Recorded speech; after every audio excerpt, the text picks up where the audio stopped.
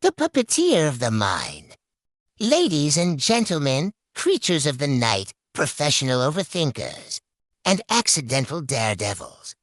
Let us charter into the shadowy deep waters of fear. Fear. It's one of the most ancient emotions in your DNA. Older than sadness.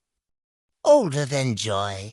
Older than that feeling you get when Wi-Fi cuts out. Fear is primal. It kept your ancestors alive when every day demanded you keep moving or die. It is not polite, not subtle, and not optional. Fear is hardwired. A software program we never asked to download, constantly running in the background.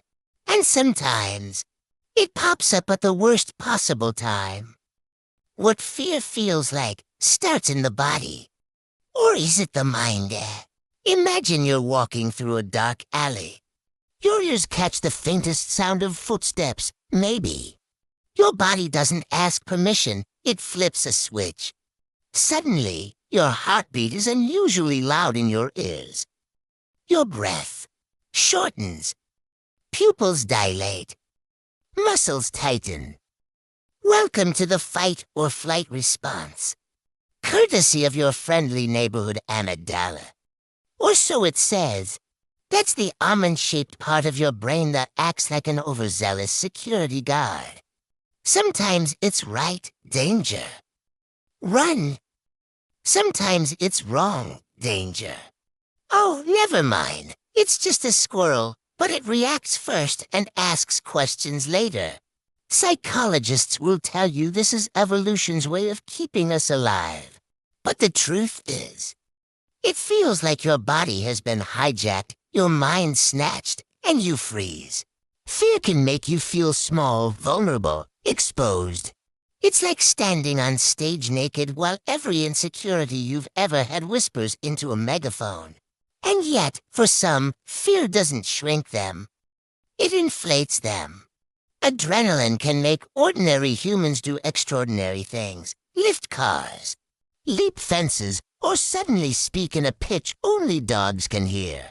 Fear is both the leash and the fuel. Fear is the puppet master.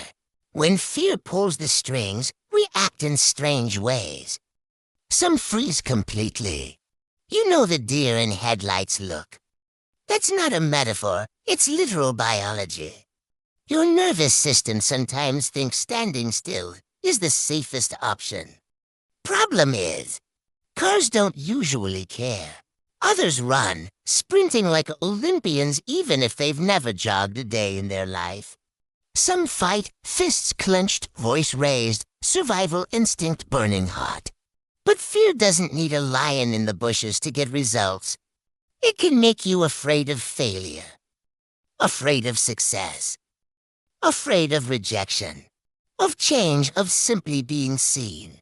Think about it. How many dreams have died quietly?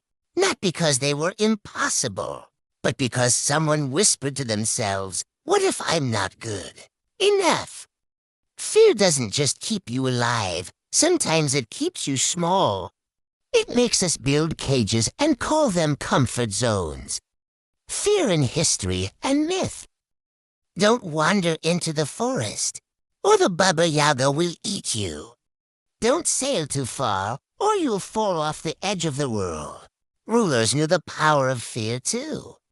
Fear has always been the most reliable currency of even today, advertising, politics, social media, they all understand the puppet strings.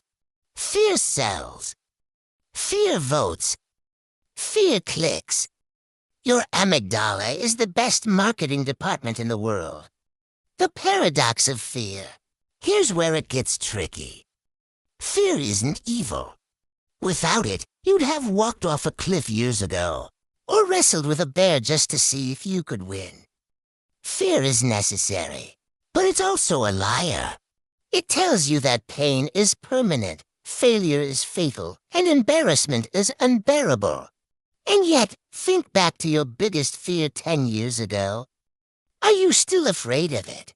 Or did it shrink into something almost laughable? That's fear's trick.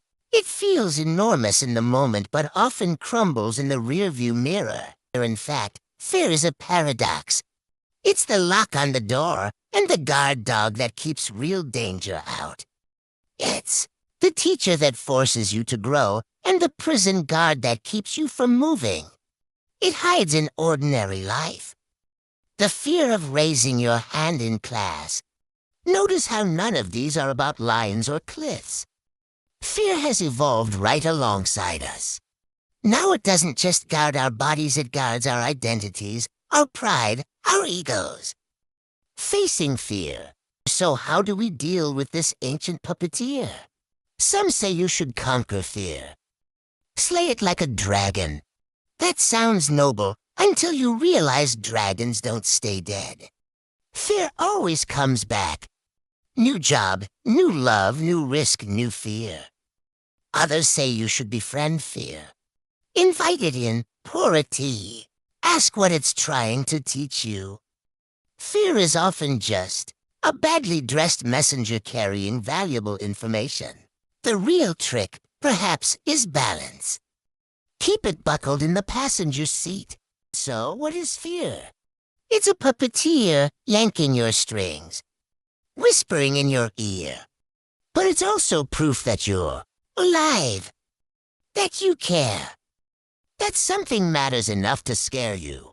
And if you can learn to dance with fear, not crush it, not worship it, but dance with it, you'll find that on the other side of fear is often freedom. So, what are you afraid of? And more importantly, what might be waiting for you on the other side? As always, thank you for participating in the black screen experiment. Stay focused. Trick.